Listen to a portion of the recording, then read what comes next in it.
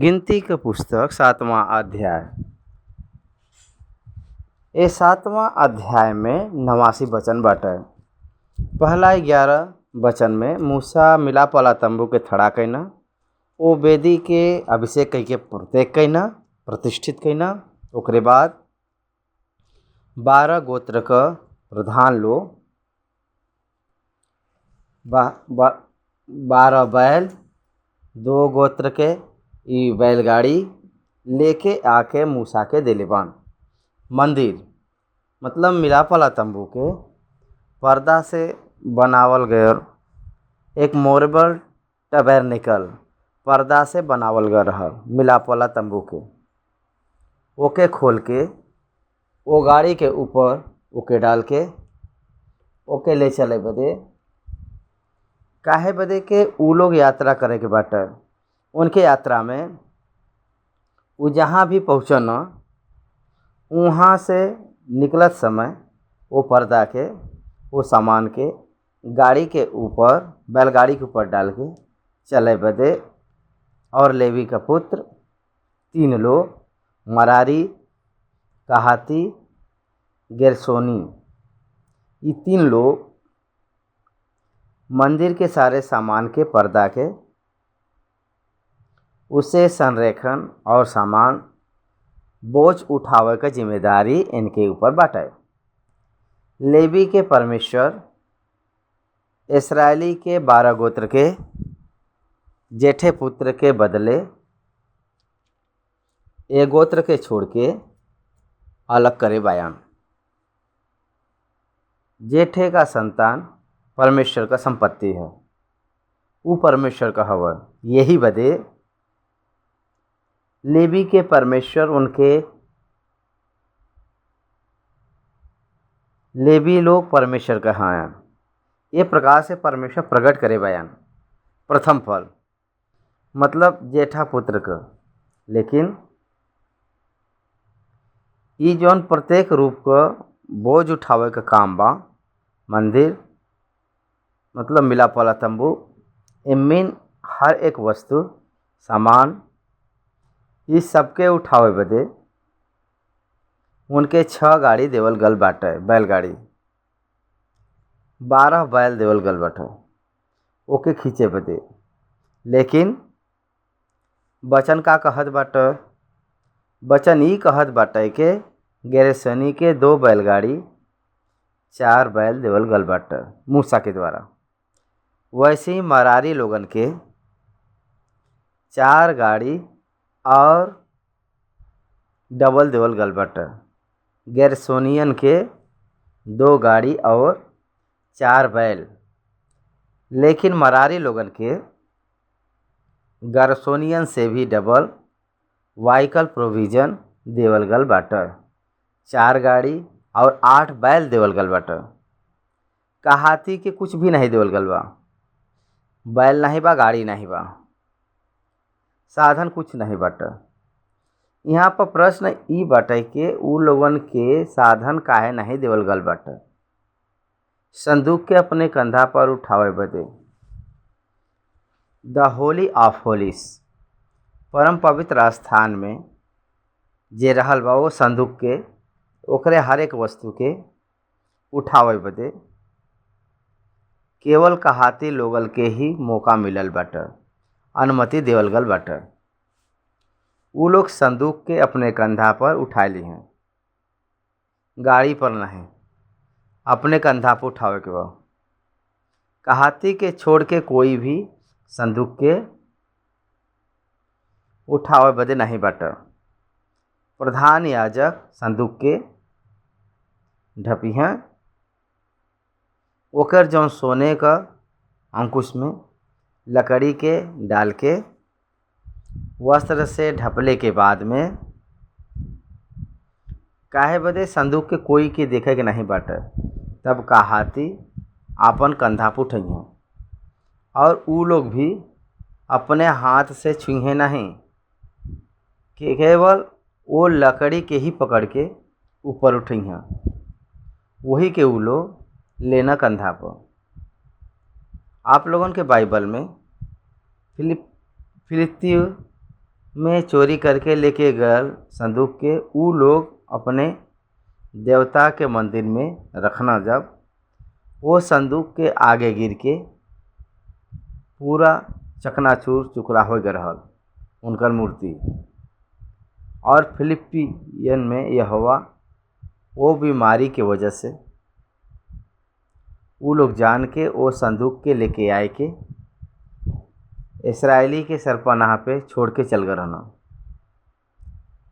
वहाँ पर वो संदर्भ में संदूक के यरूशलेम लेके आवे बदे दाऊद चाहत न नया बैलगाड़ी लेके गए रहना और ओके यानी संदूक के उठाई के बैलगाड़ी पर रखे रहना। वास्तविक तौर पर बैलगाड़ी पर रखे के नहीं बाटे, ओके अपने कंधे पर उठाए के लेके आवे के बाद, दैट इज द सिस्टम। लेकिन वो लोग एक नया गाड़ी पर रखे रहना। वो गाड़ी पर वो उससे पहले कोई भी चढ़ल नहीं रहल, उतना ध्यान ओकरे पर लगावल गए रहल। ऊ जन बैल रहना चलत चलत वो संदूक के लेके ओकर पैर थोड़ा फिसलत थी, संदूक वो गाड़ी से नीचे गिरे लगा।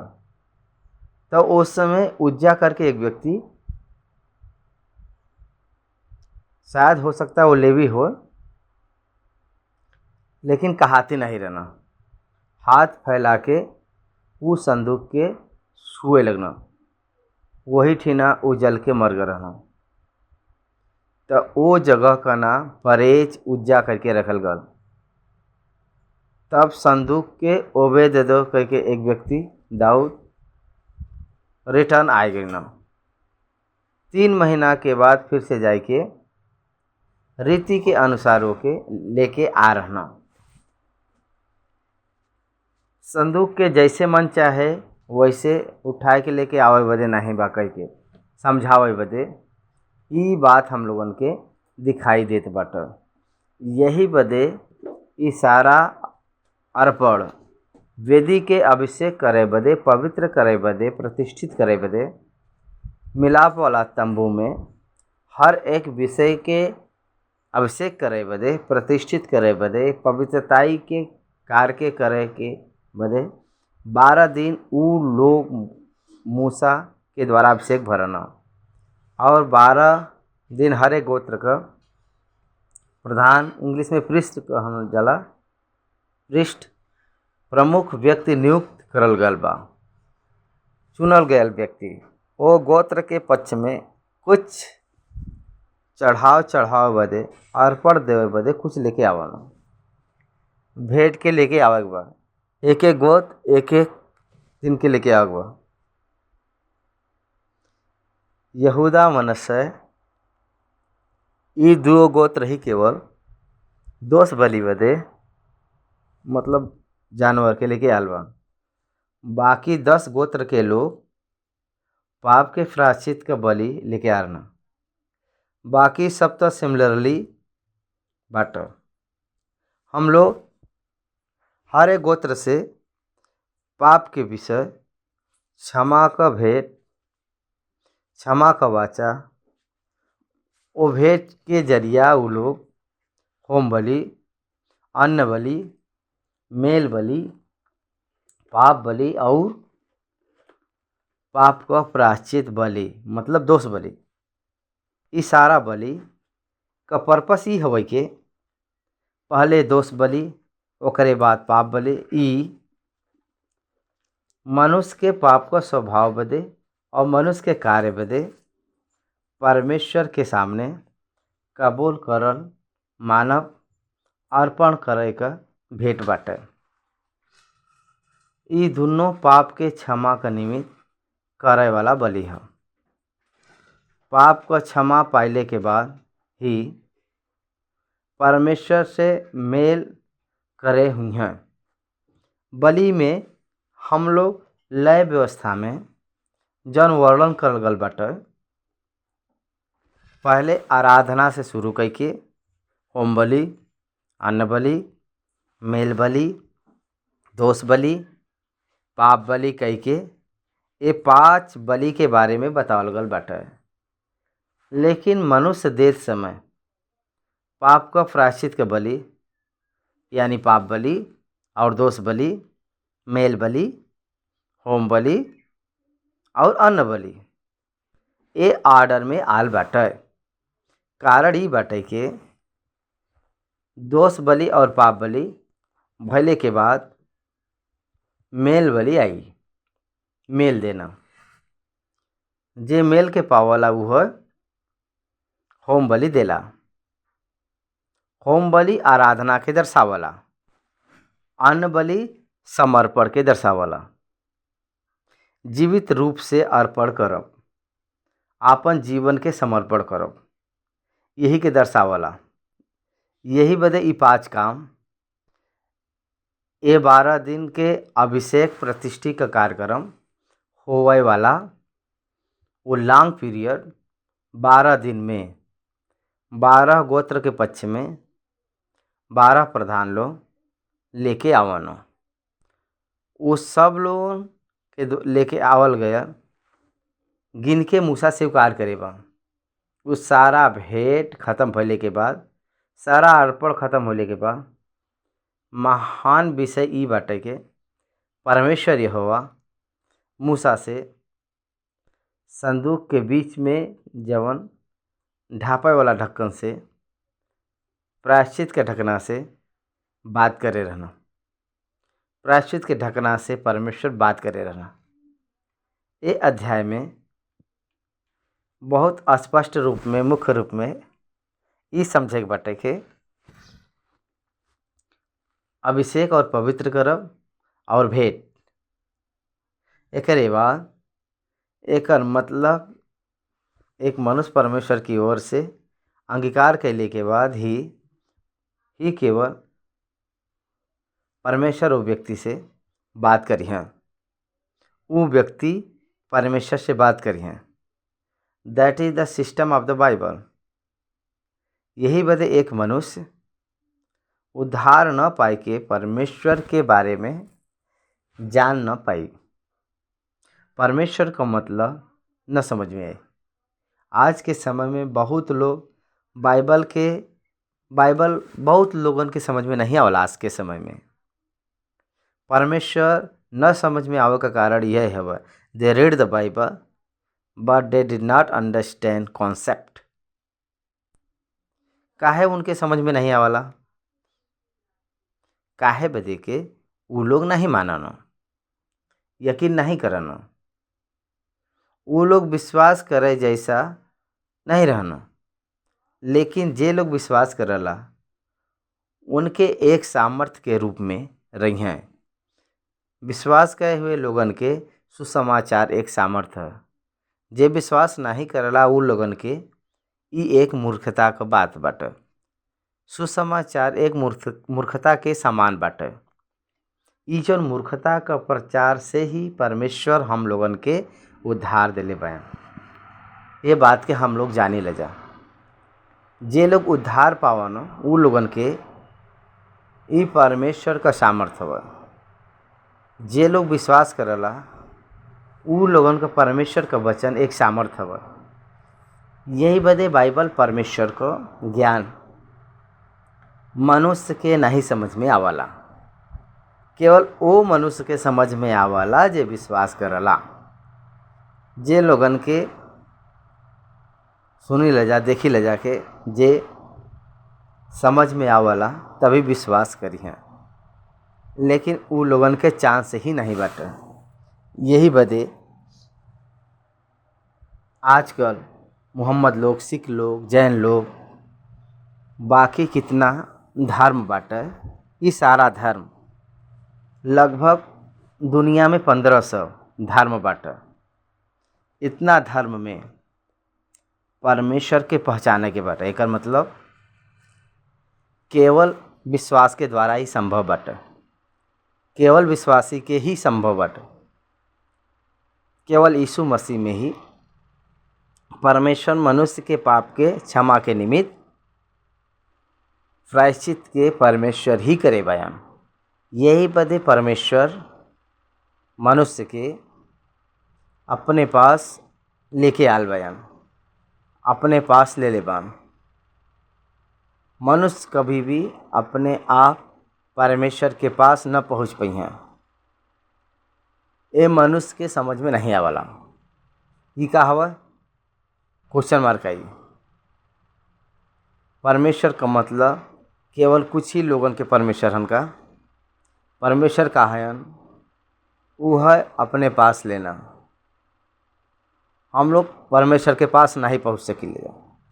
यही बदे विश्वास न हो के यीशु मसीह के परमेश्वर के रूप में कबूल करब असंभव का बात हवा।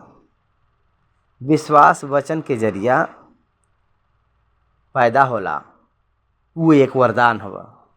एक बार पवित्र आत्मा के द्वारा विश्वास करल गल व्यक्ति के ये पवित्र आत्मा के जरिया जे लोग विश्वास करला वो व्यक्ति के हृदय में आरंभ होला।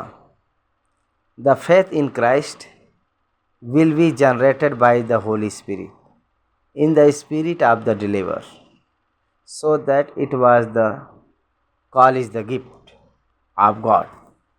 ई परमेश्वर का अनुग्रह का वरदान हवा। बुलावल गल बा, कहल गल बट। यही बदे हम ए अध्याय में एक टाइटल कहत आल भाई। देखा 7वां अध्याय पहला 11 वचन में मूसा मंदिर के खड़ा करे बान, दूसरा अभिषेक करो, तीसरा पवित्र करो मतलब प्रतिष्ठित करो।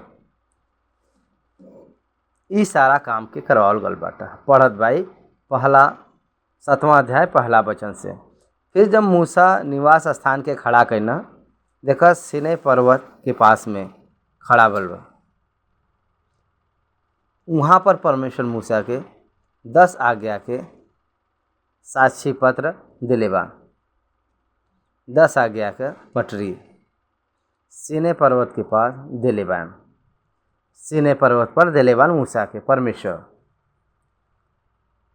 मूसा के नीचे कैंपेन वो स्थान के वो परमेश्वर लोगन के बाकी यात्रा के तैयारी बदे चाहे बयान। वो लोग कादेश और बर्निया पर गलबान। वो लोग यात्रा के तैयारी करे बदे चाहे रहना। वो लोग कादेश और बर्निया पर जाए के बाटे। होरेब से लेके कादेश बर्निया जइहें। वहाँ जाए बदे वो लोग यात्रा के शुरू करे के बा। बीच में बहुत शत्रु लोग रही हैं। यही बदे परमेश्वर उनके साथ उनके बीच में रह के वो उन लोगों के चलावे बदे चाहे बा। देखा उनके बीच में रह के कैंपेन कहाँ रहा मालूम बटा। ये मिलाप वाले तंबू के चारों तरफ, चारों दिशा में 4 गुना 3 12 गोत्र के लोग कैंपेन करेंगे बटा। मिलाप वाले तंबू के और लोगन के कैंप के बीच में लेवी के पुत्र, आगे भाग में हारून का पुत्र रही हैं। बाकी 3 भाग में गैरसोनियों, मरारियों और करारी कहाती लोग रही हैं। ये मतलब वो लोग परमेश्वर के मंदिर के परमेश्वर के सम्मुख लोगन के बीच में वो लोग रही हैं। वो लोग परमेश्वर के मंदिर में काम करे बदे नियुक्त करल गए लोग। एक प्रकार से परमेश्वर जौन जौन गोत्र के जौने प्रकार के करे बगल में के रह के बाटा कह के निर्धारित करे बा, वैसे ही कुछ कह के ठीक कह के काम करे के बाटा। जे लोग जहाँ चाहे तो वहाँ रहे बदे नहीं, जहाँ चाहे तो वहाँ नहीं रहे के पार्टिकुलरली एक जगह मतलब पार्टिकुलरली स्पेसिफिक प्लेस अरेंज करल गल बा। बीच में मिलाप वाला तंबू बा, उम्मीन संदूक बाटे। का आप लोगों के समझ में आवत बाटे? आप लोग समझत बा? यही बदे इस्राएली के 12 गोत्र के बीच में संदूक रहला। What does mean? It means that spirit is the present the God, he is the mist of Israel. वैसे ही मनुष्य के हृदय के बीच में आई के, मनुष्य के हृदय में आई के पवित्र आत्मा परमेश्वर निवास करब। यीशु मसीह के मृत्यु के बाद, पुनरुत्थान के बाद, आरोहण होने के बाद, पवित्र आत्मा परमेश्वर उतर के अइले के बाद कलीसिया नियुक्त भइल बा। वो समय उ विधि शुरुआत भरे। उ त एक्सटर्नल एक्शन में फिक्चर अपीयरेंस के दिखाए रहना। उ एक दृश्य के रूप में दिखाई देले बा। पुराना नियम में जौन कैंप रहल, मतलब it is the willing place of the God. यही बदे नया नियम में आए के विश्वासी का देह एक मंदिर के रूप में परमेश्वर का आत्मा ओमे रखे के जैसा दिखाई देला। यही बदे सार्वत्रिक कलीसिया मंदिर के रूप में रहला। तब पर भी पवित्र आत्मा परमेश्वर हर एक विश्वासी में निवास करे के वजह से the present of the God, the spirit of the God started dwelling in the new nature of the spirit of man. मनुष्य का नया स्वभाव में पवित्र आत्मा निवास करब। परमेश्वर जवन चाहिए,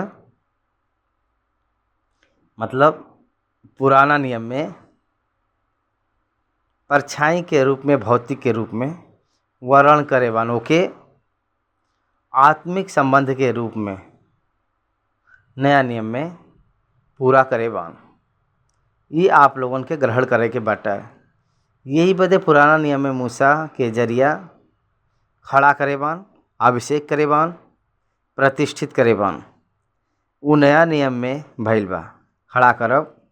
एकर मतलब जे मर गल बा ओ स्थिति में हम लोग रहली।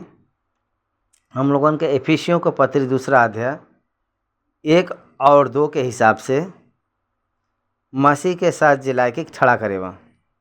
यही बदे salvation receive by the justification of Jesus Christ. यीशु मसीह क्रूस पर करल गलकार उनकर मरे हुए हम लोगन के परमेश्वर फिर से जिलाए बयान मसीह में खड़ा करे बा। That is the salvation and he anointed us and dedicated us to his work. परमेश्वर की इच्छा इफिसियों का पत्री 2 अध्याय का 10 आयत के हिसाब से पहले परमेश्वर जौन करल चाहत न हम लोगन के द्वारा मतलब कलीसिया के द्वारा ओके करे बदे हम लोगन के अपने हाथ के काम के निमित्त ले लेबा। अपने हाथों के काम के समान यीशु मसीह करेबा, यीशु मसीह में करेबा, सृजन करेबा। यही बदे we became the new creation in Jesus Christ. यीशु मसीह में हम लोग एक नया सृष्टि के रूप में पावल जाइला जा। परमेश्वर के हाथ का काम बाटल। We were created in the womb of our mother and we are the form in Jesus Christ. माता के गर्भ में हम लोग सृजन भल भैजा और यीशु मसीह अपने रूप में रचे बयान न्यू क्रिएशन के रूप में वी वर फॉर्म। यही बदे यहाँ पर याकूब तू सृजल गल बा, इज़राइल तो रूप तोहके मिलल बा, यू आर फॉर्म। यही बदे believer is the form personality in Jesus Christ. यीशु मसीह में विश्वास करल गल लोग परमेश्वर उनके हाथ से करल गल काम और परमेश्वर मसीह में प्रत्येक रूप में निर्माण करे बयान, रूप करे बयान, रच ले बान, specially form to fulfil the his purpose on the earth. यह हम लोगन के पुराना नियम में परछाई के रूप में देखे के मिलल। आउटवर्ड अपीयरेंस ये एक एग्जाम्पल के रूप में दिखाई देला। धर्म वही से अटक के मिलत जाला, लेकिन ओकर सच्चा अर्थ के ऊ नहीं समझ पावत। फिर जब मूसा निवास के खड़ा कैना और सारा सामान समय उनकर अभिषेक करके पवित्र कईना और सारा समान समय वेदी का भी अभिषेक करके उनके पवित्र कईना। तब इसराइल का प्रधान जौन आपन आपन पितृ के घराना के मुख्य पुरुष और गोत्र के भी प्रधान होके गिनती लेवे के काम पर नियुक्त कईना। वो यहोवा के सामने भेंट लिए न। 12 गोत्र के लोग स्पेशल गिफ्ट के लेके आल बान मंदिर में। काहे बदे कि दे रिकॉग्नाइज द गॉड, देवर गिविंग द गिफ्ट टू द गॉड। भेंट के लेके आवत बान, एकर मतलब उनके वो लोग पहचानत बान और अंगीकार करत बान। एकर मतलब ही होला और वो लोग हमके अंगीकार कर करके वो लोग प्रभु से चाहत रहना। ये हम लोगन के ग्रहण करे के बा। वो अर्पण का बाटे हम लोग देखल जी। और उनकर भेंट 6 गाड़ी और 12 बैल रहा और 2-2 बैल प्रधान के तरफ से और एक प्रधान के तरफ से एक बैल वो ये निवास के सामने यहोवा के सामने ले गई ना। वो लोग मंदिर के सामने वो सारे गाड़ी के लेके गई ना। हर एक शब्द अर्थवंत बाटे। कहाँ लेके आल बा? मंदिर के सामने।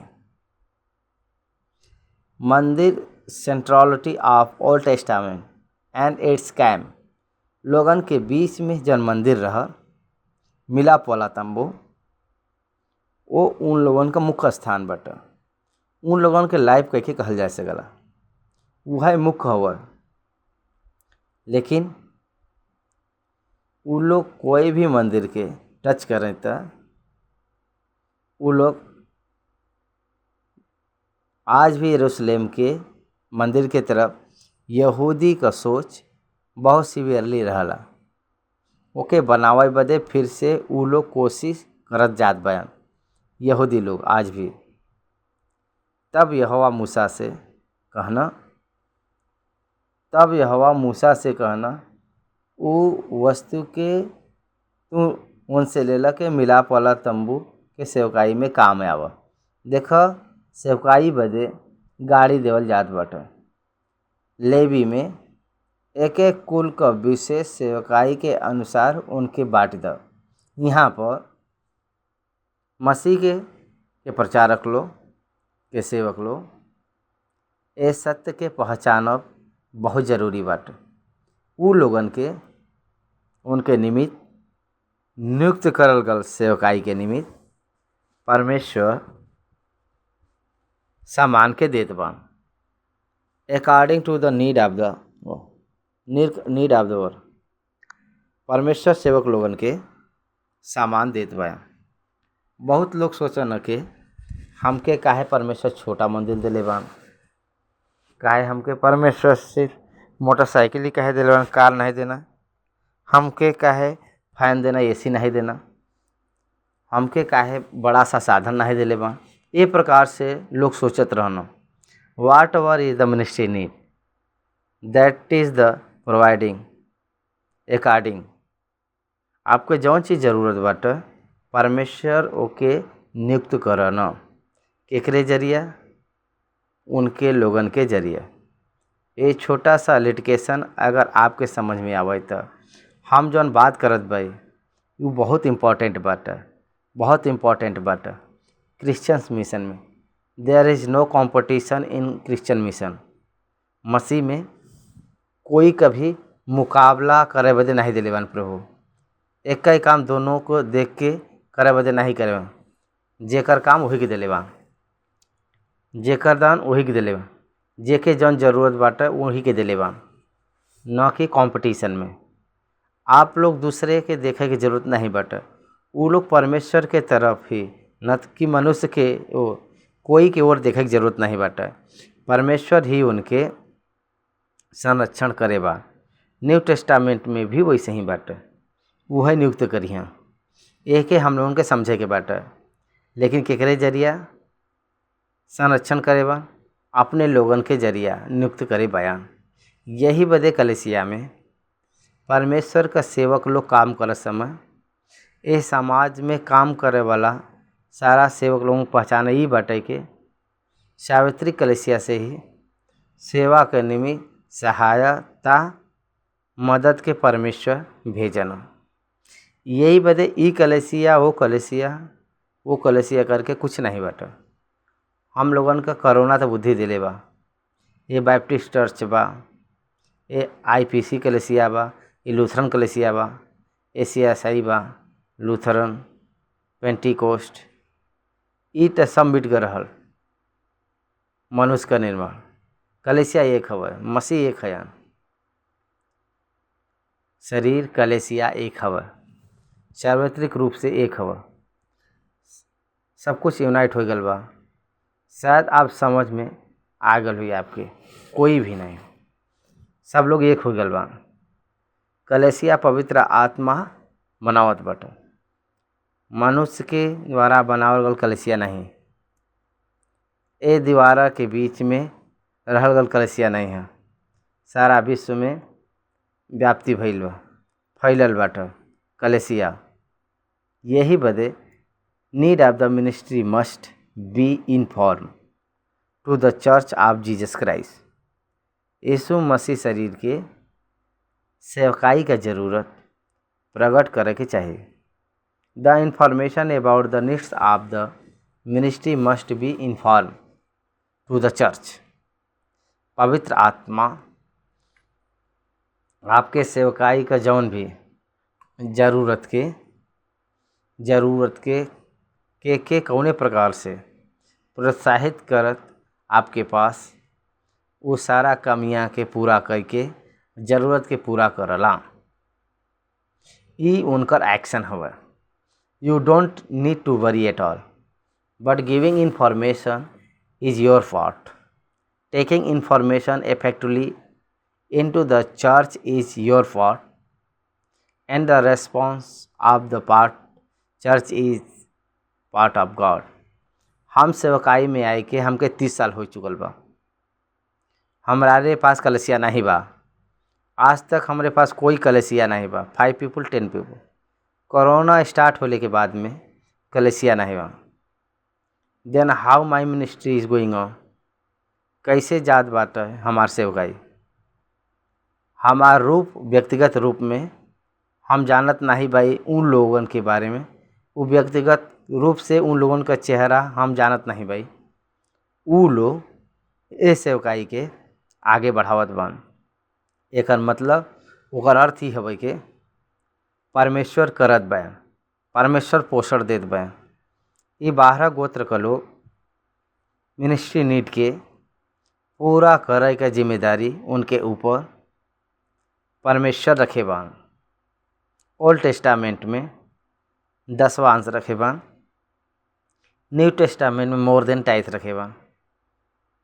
आज से जितना मिलला उतना अब देवे के बाटे। कह कहे बा कोलगेट 90% देला, लेकिन के देत बाटे जेके रे पास बा उनके देवे नहीं। जहाँ काम बा वहाँ दे, जौन काम वाला के देवे नहीं। जहाँ काम बा जेके काम बा उ लोगन के देवब जरूरी बाटे। काम वाला वहाँ मुख्य नहीं बाटे, काम मुख्य बाटे। राइट। स्वीकार करे बदे बहुत सारा काम वाले बान, लेकिन काम का बाटे what is the work going to be completed. वैसे न हो के वर्क न देख के गांव वालों के मजदूरन के दे देत बान। लेके जाए के अच्छा से उस भेंट के डिब्बा में डालत बान, जैसे तिरुपति में डालत बान। वो लोग उनके लेके जाए के ओसे खेत के, महल के, साधन के, ऐश आराम बदे संपत्ति के जोड़त बयान, इकट्ठा करत बयान। They will be judged. The where is the work of God. गाड़ी लेके आल बा, लेके आए के दिले बान। काहे 6 गाड़ी दिले बान, 12 बैल दिले बान। काहे वो मिलाप वाले तंबू का सारा सामान, सारे संरक्षण के लेवी लोगन के जिम्मेदारी बाटे। यही बदे ई सारा सामान वो बैलगाड़ी के ऊपर डाल के वो गाड़ी के लेके आगे बढ़े के बाटे। मिलाप वाला तंबू आगे बढ़ी तब कैंप आगे बढ़ी।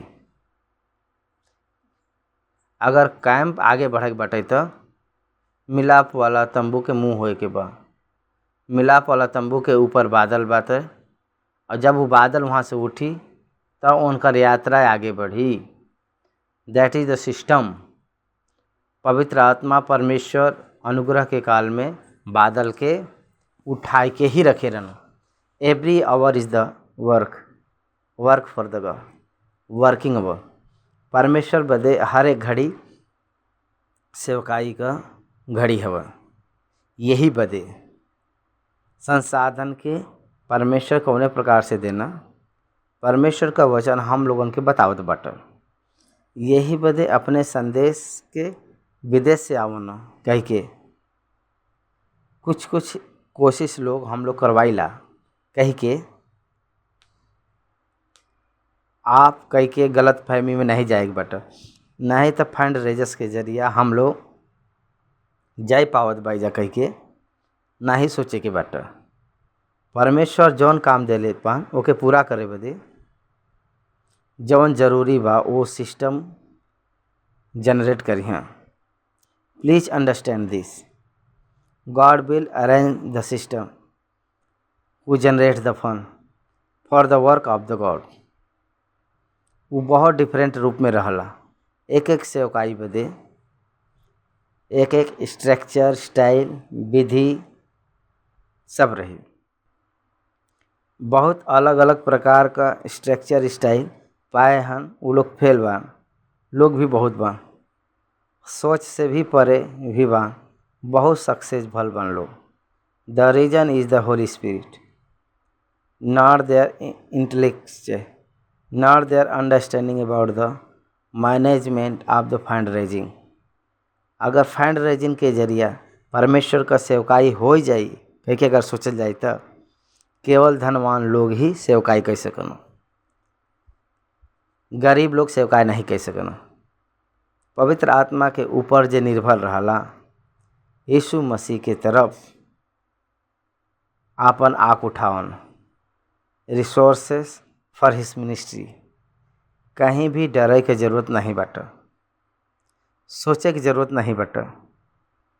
वो अंधकार का जौन गुप्त निधि के लेके आ सकन, जौन लोहे का दरवाज़ा और तांबा का सिटकिनी के तोड़ के रिसोर्सेस के रिलीज कर सकन। परमेश्वर जे चोरी करला कौआ उसके जरिया दिला सकन। दे पोषण नहीं कर पावला ओ विधवा के जरिया साल के अकाल में वो पोषण करवा सकन। हमके ए जानकारी में हम आपके अनुरोध करत भाई, कोरोना के समय में सेवक लोग भोजन बदे तड़पल बान। जौन बात आई डोंट एग्री। मनुष्य के रूप में तो बोलत बान, लेकिन गॉड इज़ फेथफुल।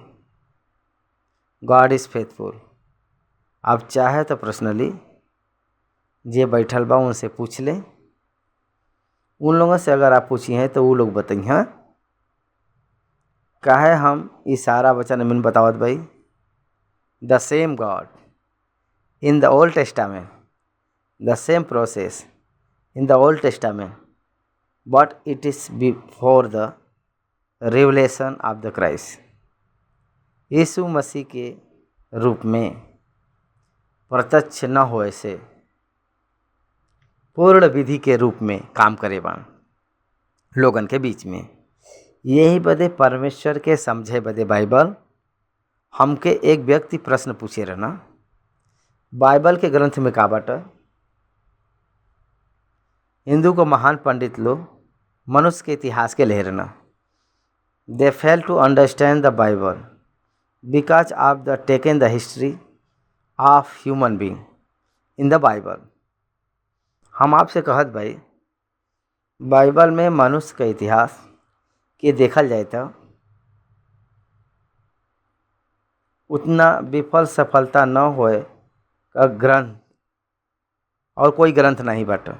लेकिन परमेश्वर के इतिहास के देखल जाए, उनके सफलता का ग्रंथ, उतना सफलता का ग्रंथ और कुछ भी नहीं बाटे बाइबल के छोड़ के।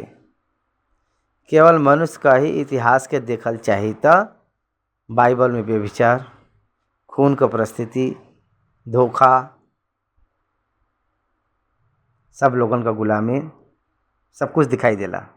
झूठ, धोखा, सेवक लोग, गिरा, सब कुछ दिखाई देला।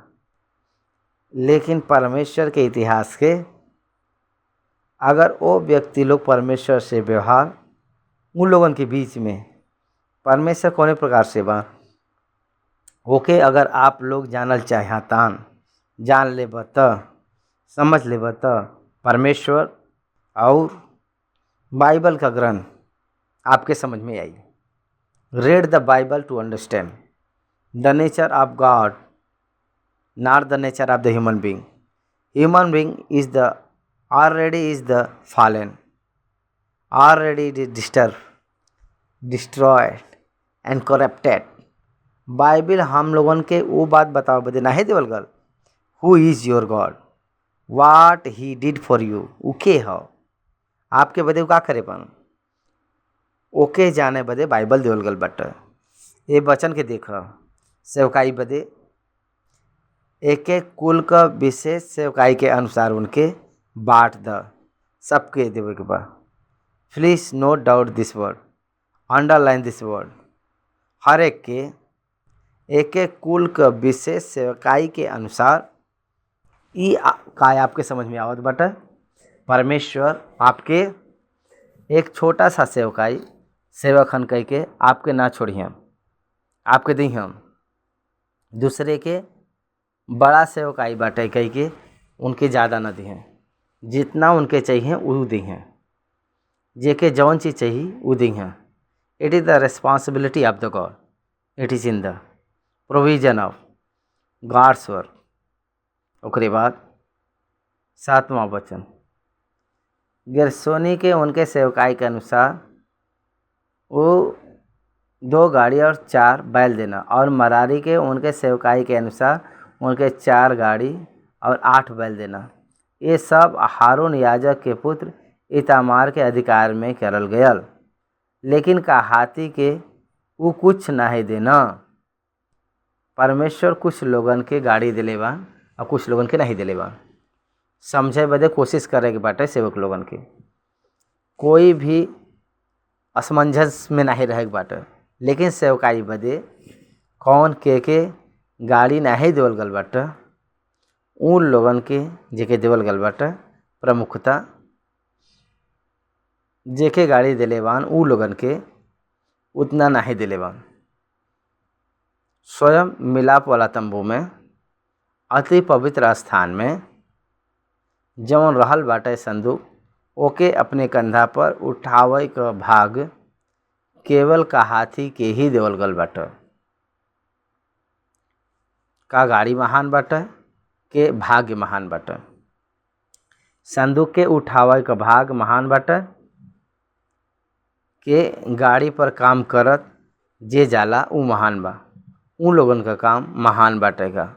अगर पूछल जाए तो हम तो ई कहत भाई का हाथी का सेवकाई साधन के ऊपर नहीं, गाड़ी के ऊपर नहीं, अपने कंधा के ऊपर उठाए के डायरेक्टली वेयरिंग।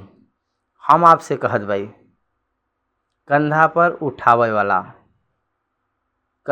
उठावे वाला मानव लोग, मनुष्य जे लोग अपने कंधा पर उठा लेला परमेश्वर के संदूक के उठाएवान, उ लोग केकर रिप्रेजेंटेटिव बान, इस्राएली का रिप्रेजेंटेटिव बान। उन लोगन के निमित्त यीशु मसीह अपने कंधा पर क्रूस पर उठाए बान। यही बदे ओल्ड टेस्टामेंट में जो चाह यीशु बदे इंतज़ार करे बान, जे अंगीकार करे बान, विश्वास करे बान हम लोगन के उद्धार करता आई हैं कह के जो देखत रहना, इंतज़ार करत रहना, वो मसीहा उ लोगन के निमित्त कलवरी के पहाड़ में क्रूस के उठाई के यीशु गल बयान। हमार प्रिय परमेश्वर के बच्चा, परमेश्वर सभी के प्रेम कई के सब लोगन बदे प्रायश्चित करे बा। जे अंगीकार करला केवल वही लोग स्वर्ग जइहा। इस समय के अनुसार से देवल गया मौका का बाटे उद्धार, अवसर का बाटे उद्धार पाइब, मुक्त में उद्धार पाइब। ये अवसर के मिलल बाटे सारा विश्व में जितना भी मनुष्य बायन वो सभी लोगन के देवल गल बाटे। ई सारा समाचार विश्व में सारा लोगन के बतावल गल बाटे, लेकिन कट ऑफ डेट बाटे। न्याय का दिन एक निमित्त करल गल बाटे। वो दिन से पहले अंगीकार करे के बाटे। आपके मृत्यु से पहले अंगीकार करे के बाटे। गॉड गिवन टाइम ओके अंगीकार न करें तो on the day of the judgement God भी क्वेश्चन यू। परमेश्वर आपके पूछिए ये बदे रिजेक्शन के अंडर रही हैं। वो जौन दिलेबान वो समय में वो जौन दिलेबान वो पॉइजन के पावर बदे नहीं हैं, तो उनके रिजेक्ट करल जैसे कह सकते रिजेक्ट करेबा। का आपके एक एग्जांपल हम बताएं। सेंट्रल गवर्नमेंट मुफ्त में कोरोना वैक्सीन देत बाटे। अब थर्ड वे आवे से पहले एक बात कहेवा, पेपर में भी आल बाटे। 2 वैक्सीन के लिए हुए लोगन के ही मुख्य वैद्य कह के कहल गल बा। एकर मतलब एक टाइम अच्छा से रह के तुरंत ख़त्म हो गया। एक टाइम मतलब ग्रेस पीरियड इज ओवर। जे लोग ले ले बा उ लोग थर्ड वेव का प्रभाव न रही। जे लोग नहीं ले ले बान उ लोग मरी हैं तो हम लोगन का कोई संबंध नहीं बा कह के कहेबा। एकर मतलब there is the grace period and the judgement period. यही बदे विथ इन द टाइम में गिवन टाइम में एक्सेप्ट करे गए लोग ही वो प्रतिफल के पहिया। ई परमेश्वर का देवल का नियम हो। परमेश्वर का वचन हम लोगन के पुराना नियम से लेके हम लोगन के ई बतावला के मसीहा बदे। एकर मतलब अब्राहम के जीवन में अब्राहम से पहले ही सुसमाचार प्रचार भइल बाटे।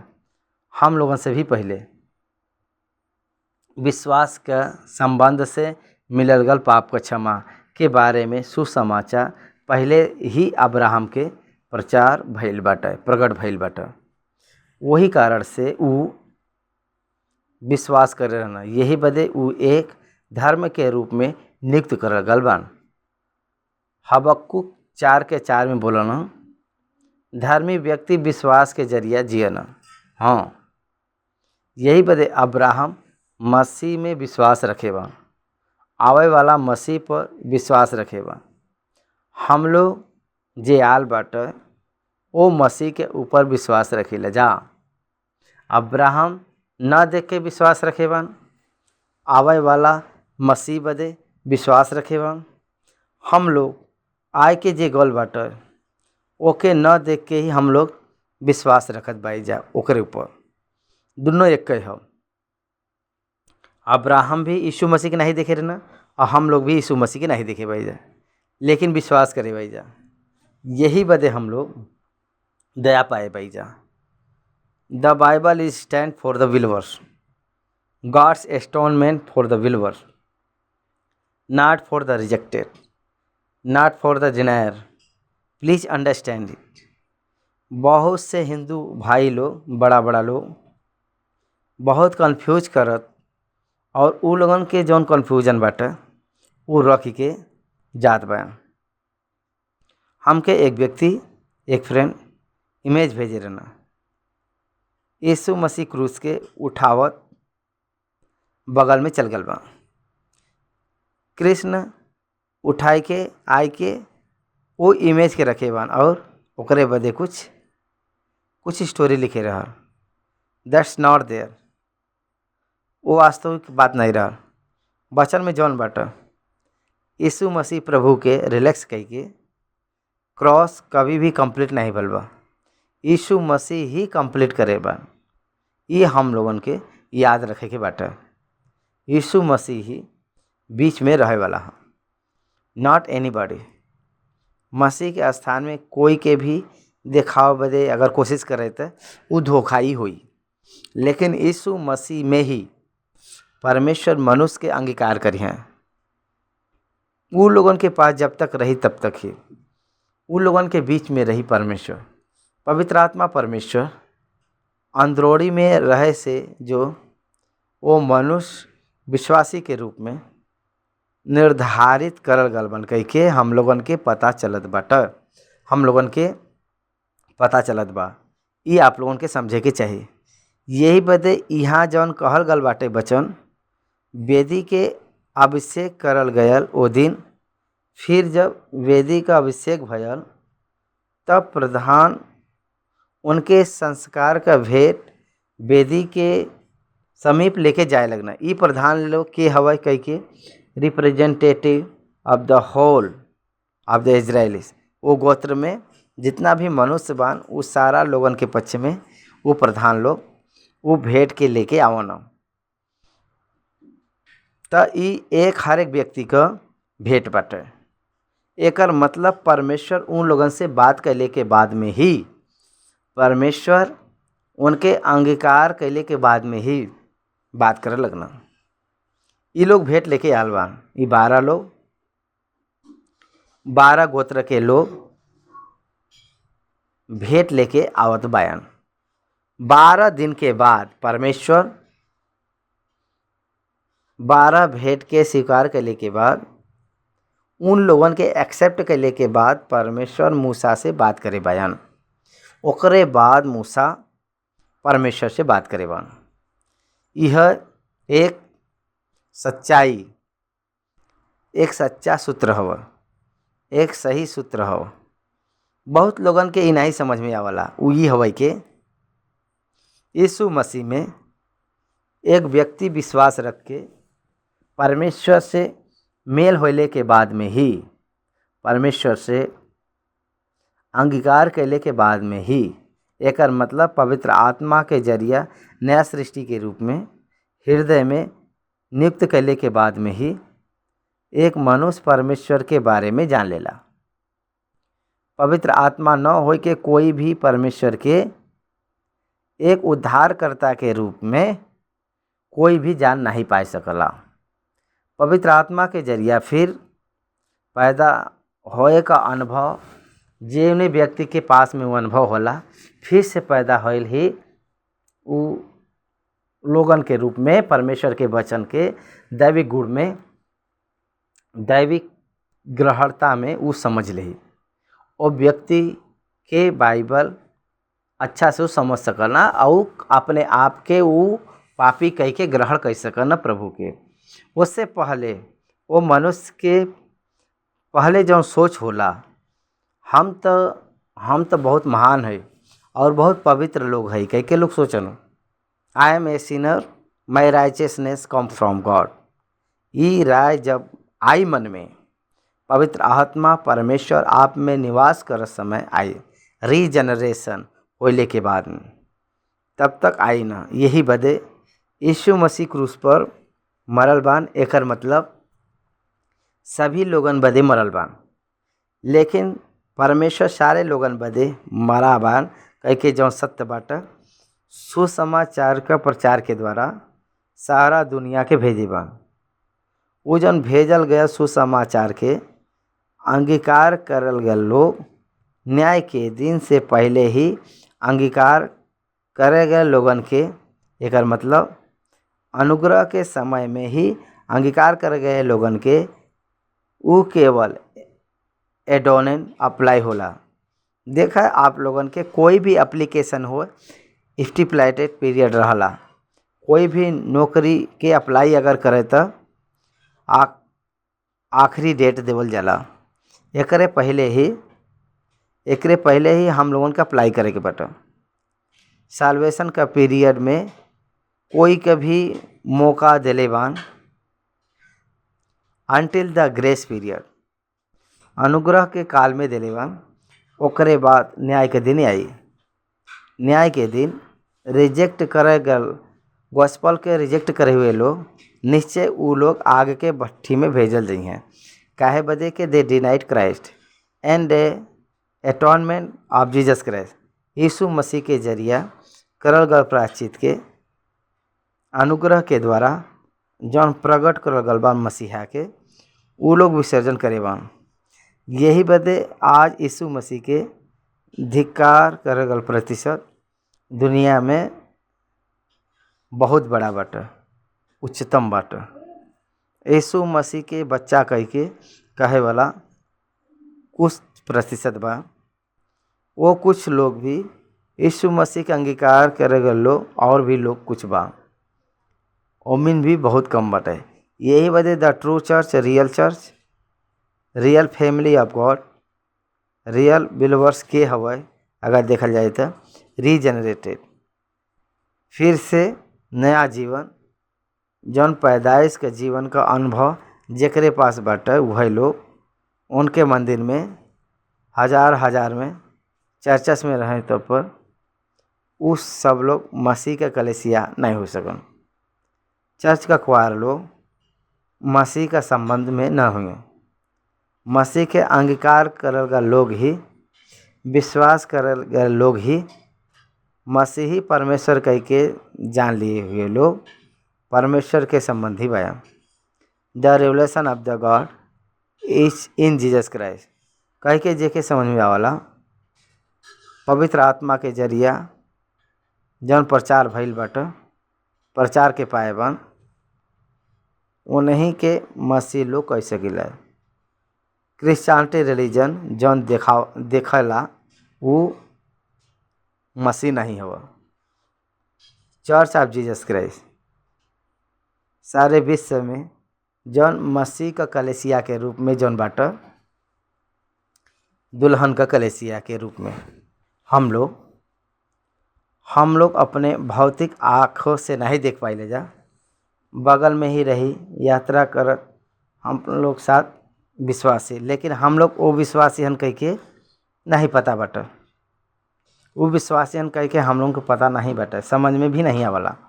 यही बदे विश्वासी का मतलब कोई भी अपने सिंदूर को मिटाए या सिंदूर का रखब उम्मीद नहीं बाटा। अंदरोड़ी में यीशु पर विश्वास रखब वह होला। कल्चरल रिलेटिव फेथ के वो एक कोई सपोर्ट करे प्रति नहीं बाटे, दोनों करे बदे नहीं बाटे। उससे जितना दूर रहे तो उतना अच्छा बा।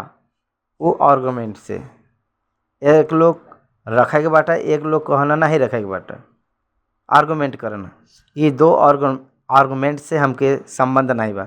दैट्स अप टू यू, का आप मसीह के पाएबान कि नहीं, वो सबसे पहले इम्पोर्टेंट बाटा। यही वजह यहाँ पर सबसे पहले वचन में देखत समय वचन में एक एक दिन भेंट वो लोग दिले बान। वो सभी लोगों के भेंट दिले के बाद वो लोग दिले के बाद उनके भेंट के वजह से ही वो लोग अंगीकार करे बान कह के वो लोगन के समझ में आल बाटा। यहोवा वो भेंट के अंगीकार कैले के बाद में परमेश्वर हम लोगन से बात करत बान कह के उन लोगन के समझ में आवत बाटा। अगर आप लोग देखो पुराना नियम में ये लोग पाप के क्षमा के निमित्त बलि देत समय हम लोग पापी है कर्म में, और वैसे ही स्वाभाविक तौर से हम लोग पापी है, वो लोग मान के देत बयान भेंट। ओकरे वजह से पुराना नियम के लहू के बलि के जरिया पाप के ढापल गल बाटे, न कि मिटा सके। यीशु मसीह में पाप के हटावल गल बाटे, मिटावल गल बाटे। Until the coming of Christ, the Old Testament sins were covered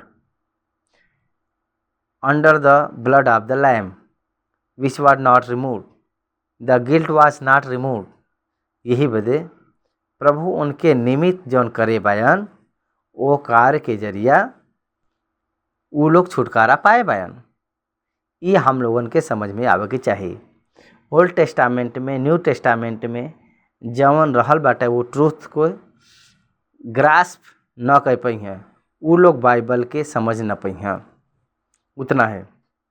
नहीं तो कुछ लोग ई जवन लूत का कहानी बाटे वो तो दाऊद कोई नहात समय देखे रहना जब सिमसोन कोई बेस्या के साथ चल गए रहल। ई जवन स्टोरीज बा एकर अर्थ ही होय कि they are trying to find out the sin in the Bible. Sin in Bible is very easy to notice. बहुत सरल रूप में हम लोग सिन के पहचान सकिले जा बाइबल के जरिए। काहे बदे मनुष्य के सारा जीवन में सिन ही रही, उमिन का रही, लेकिन यीशु मसीहन बाइबल में वो पाप रहित है, पाप के मिटावे बदे आयल बयान, पाप के मिटाए डाले बयान ओके देखे के बाटे बाइबल में। बाइबल में देखे की बाटे के कुछ लोग ही देखा न के नहीं तो लूत के उनकर बेटी के साथ जौन गोल बयान, नहीं तो सिमसोन बेबिचारी के पास में जौन गोल बा। आप लोगों के देखा कि ई बाटे का इतिहास बाइबल में सब नहीं देखे के बा। बाइबल में जब देखे के बा वही हवे के परमेश्वर का पुत्र, परमेश्वर के एटोनमेंट, परमेश्वर के स्टैंडर्ड्स, परमेश्वर का वादा, परमेश्वर का कैरेक्टर, परमेश्वर का गुण, परमेश्वर का योजना और ओकर पूरा करब। ये हम लोगन के देखे के बाटे। जौन भयल बाटे और जौन होए वाला बा ओके का करे जाए के बा ओके देखे, ओके न देख के मानव जीवन के देखल जाए तो का आई। सब मरल सड़ल और हड्डी यह दिखाई देला। सारा लोगन का जीवन उ लोगन के देख के ओके देख के बाइबल पवित्र बाइबल ह कि नहीं कह के निर्बुद्धि लोग बयान।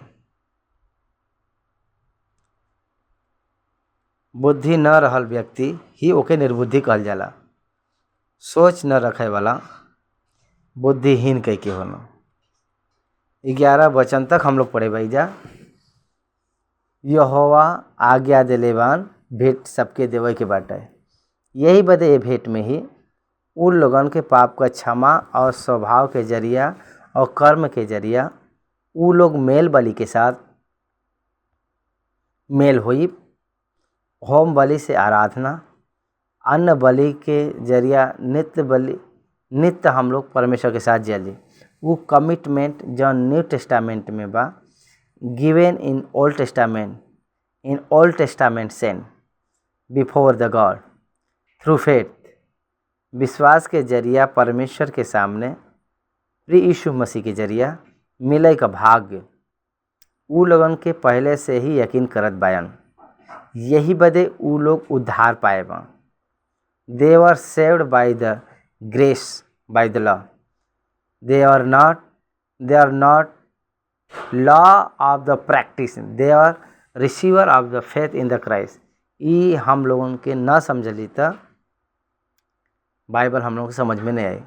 ओकरे बाद 12वां वचन से लेके 83 वचन तक 12 लोग 12 गोत्र जे जवन लाल बयान वो लेके आवल गल जन भेंट बाटे वो रिपीटेडली रही। ई जन 12 गोत्र का लोग जवन लाल बयान भेंट और उनकर मूल्य भी हिसाब में डालल गयल बाटे। उनके जानवर के भी गिनल गल बाटे। 12वां वचन से लेके 17वां वचन तक यहूदा के गोत्र का नया उ भेंट नासोन अम्मीनादान का पुत्र बाटे। ये पहला दिन वो भेंट के लियाल बाटे। उनकर भेंट ई रहल के मतलब पवित्र स्थान के शकेल के हिसाब से 130 चांदी का सिकात का परात, चांदी का एक परात, मंदिर में नई वेदी के यावदे और 70 शकेल चांदी का एक कटोरा ई दुनो अन्न बलि के तेल से सनल मैदा से भरल रहल। फिर धूप से भरल 10 शकेल सोने का एक धूप दान, होम बलि बदे एक बछड़ा, एक मेढ़ा और 1 वर्ष का एक भेड़ी का बच्चा।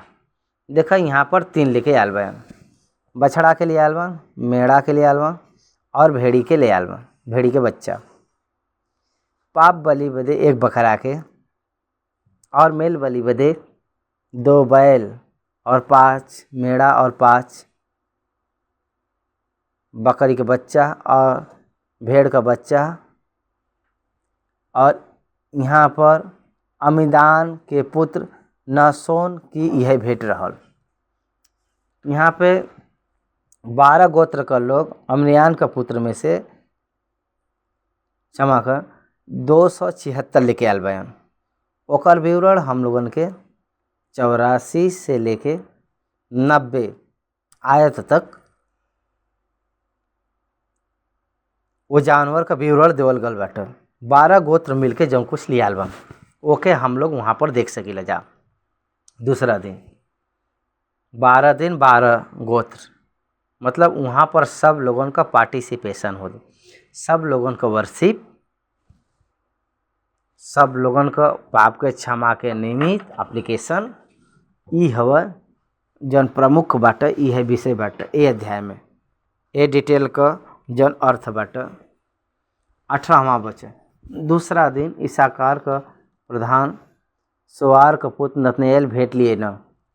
वो यह रहल के मतलब पवित्र स्थान के शकेल के हिसाब से 130 शकेल चांदी का एक परात और 70 शकेल चांदी का एक कटोरा, और ये दोनों अन्न बलि के तेल से सनल मैदा से भरल रहल। ये सब कामल बात है। लगभग ऑलमोस्ट 12 दिन 12 गोत्र के लोग इक्वल रूप में लियाल बयान, एक बड़ा एक ज़्यादा एक कम ऐसा नहीं, एक स्पेशल एक नॉर्मल ऐसा नहीं, सब लोग एक ही सामान लिया रहना। तो यही बदे रिपीटेडली बाटे हम एक ही पढ़त भाई। आई मीन आप लोगों के पहचाने के ई बाटे के गोत्र का नाम, गोत्र का मुख्य नाम और उ केकर पुत्र बयान, उ जन लियाल बयान वो साधारण रूप में ही बाटे। फिर धूप से भरल 10 शकेल सोने का एक धूपदान और होम बलि के बदे एक बछड़ा और 1 वर्ष का एक भेड़ी का बच्चा, पाप बलि बदे एक बकरा और मेम बलि बदे 2 बैल और 5 मेढ़ा और 5 बकरा और 1 साल का भेड़ी का बच्चा। सुआर का पुत्र नतनएल का यह भेंट रहल। 24 से लेके 29 तक इसाकार का गोत्र। तीसरा दिन जबूलूनियों का प्रधान हेलोन का पुत्र एलियाब ई भेंट लिए न, जवन बटे के पवित्र स्थान के शकेल के हिसाब से 130 शकेल चांदी का एक परात और 70 शकेल चांदी का एक कटोरा। ये दोनों अन्न बलि बदे तेल से सलल मैदा से भरल है। फिर धूप से भरल 10 शकेल सोने का एक धूप दान रहल। इहो सेम लेके आल बयान। ओकरे बाद 30 वचन से लेके 35 वचन तक। चौथा दिन रूबेनियों का प्रधान सदेउर का पुत्र एलीसूर का ई भेंट लिए न, सदेउर का पुत्र एलीसूर इहो सब लोगन के जैसा लेके आल बयान। 36 से लेके 41 वचन तक। इनके पिताजी का नाम सूरी सद्दे, जैसे इहो लियालबन, जैसे पहले लोग लियालबन वैसे इहो प्रधान लियाल बयान। 6वां दिन गाड़ियों का प्रधान दुएल का पुत्र एलियासापा इहो भेंट लियाल बा। ई गाद के गोत्र के तरफ से भेंट के लेके आल बयान। 48 से लेके 58 तक एप्रैमियों का प्रधान अमीहूद का पुत्र एलीसामा इहो भेंट के लेके आल बयान। ओकरे बाद 54 से लेके 59 तक 8वां दिन मनस्सइयों का प्रधान पदासूर का पुत्र गल्लिएल भेंट के लिए आल बा। गल्लिएल के पिता का नाम बाटे पदासूर। ई मनस्से के गोत्र का हयन। 60 वचन से लेके 65 वचन तक। 9वां दिन बिन्यामीन के प्रधान गिदोनी का पुत्र अबीदान इहो भेंट लियाल बा। ई गिदोनी का पुत्र अबीदान का ही पेत्र बाटे। और 66 वचन से 71 वचन तक। 10वां दिन दानियों का प्रधान अमीसद्दे का पुत्र अहीएजेर ई भेंट लियाल बा। 11वां दिन अशूरियन का प्रधान ओकरान का पुत्र पजीएल ई भेंट लिए न। ई ओकरान का पुत्र हन। ई भी सबके जैसा इन्हू भेंट के लिए आल बयान। ओकरे बाद 12वां दिन नप्तानियन का प्रधान एनान का पुत्र अहीरा भेंट से लियाल बयान। ये हम लोगन के 83 वचन तक देखे के मिलला। ये प्रकार से ई लोग भेंट के लेके आल बयान और 12वां दिन तक अर्पण करत गल बयान। ये प्रकार से सब लोग भेंट लियाल बयान। 12 दिन तक 12 गोत्र के लोग अर्पण करत गल बयान और ये 12 गोत्र के परमेश्वर अंगीकार करे बयान। 84 वचन से लेके 90 वचन तक 89 वचन तक ये 12 लोग मिल के कौन सा भेंट लियाल बयान और कितना लियाल बयान, का लियाल बयान और कितना लियाल बयान। ये सब यहाँ पर वेदी अभिषेक करल गल दिन में इस्राएली के सारे प्रधान लोग वेदी के अभिषेक होए के बाद उनकर संस्कार का भेंट यह भइल बाटे। चांदी का परात 12, चांदी का 12 कटोरा और सोना का 12 धूपदान और एक चांदी का परात 130 शकेल का और एक चांदी का कटोरा 70 शकेल का और पवित्र स्थान के शकेल के हिसाब से ये सब चांदी का पात 2400 शकेल का रहल। और फिर धूपदान से भरल सोने का 12 धूपदान जौन पवित्र स्थान के शकेल के हिसाब से 10-10 शकेल का रहल। वो सब धूपदान 120 शकेल सोने का रहल। फिर होम बलि बदे सब मिलाए के 12 बछड़ा 12 मेढ़ा और एक साल के 12 भेड़ के बच्चा और आपन अन्न बलि के साथ में रहना। फिर पाप बलि का सब बकरा 12 रहना और होम बलि बदे सब मिलाए के सब 24 बैल और 60 मेढ़ और 60 बकरा और एक वर्ष का 60 भेड़ी का बच्चा रहना। वेदी के अभिषेक तो होए के बाद ओकरे संस्कार के बाद यह भइल और इस सब जानवर के मंदिर पर लेके लोग आल बयान। ये सारा भेड़ देवे के वजह से 89 वचन कहत बा।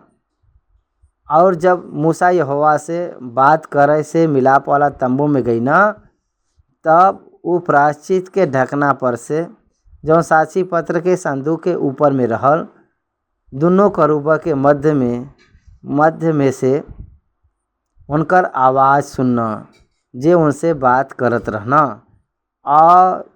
और वो यहोवा उनसे बातें कहना। एक दोस्त जैसे बात करना वो प्रकार से मूसा परमेश्वर से बात करे बयान। The word of God revealed to Moses. ई हवाई सिस्टम ये लोगों के अंगीकार कैले के बाद में परमेश्वर ए दिन के छोड़े बा। ए दिन से लेके उनकर जर्नी आरंभ होए से एक कम्युनिकेशन इस्टाब्लिश्ड करे बयान। Communication between God and prophet establish of the completing in the anointment dedication.